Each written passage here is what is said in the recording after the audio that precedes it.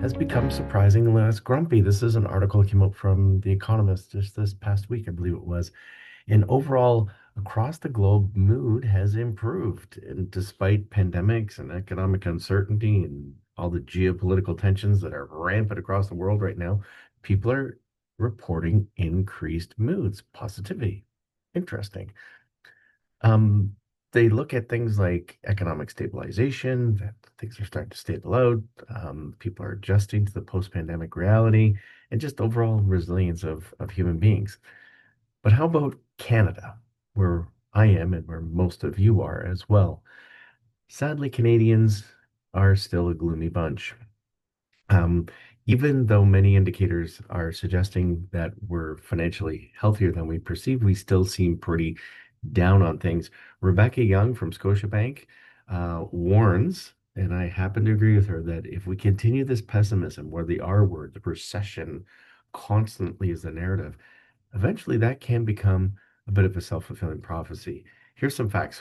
Household net worth has increased over 25% over pre-pandemic levels in Canada. That's good. Income gains for the two lowest quintiles, highest percentage gains since the pandemic. Wealth increasing. Savings and income. Many Canadians are experiencing increased savings and income that has been a carryover since the pandemic, which is all very positive. However, when you look at certain surveys like Abacus and whatnot, Canadians are feeling worse off than generations before them.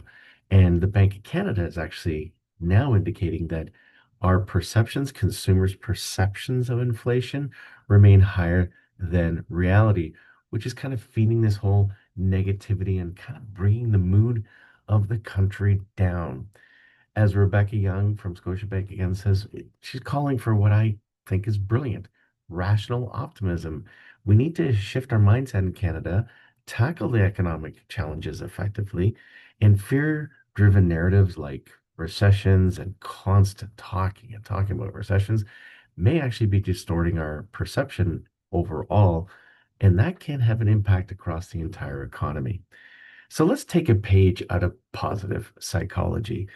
When you build on your strengths, you cultivate positive emotions, it increases overall well being. And at a time when the world is tumultuous, when our trade partners continue to go back and forth, and there's a lot of really easy ways to get caught up in the negativity, let's focus on the things that are working really well.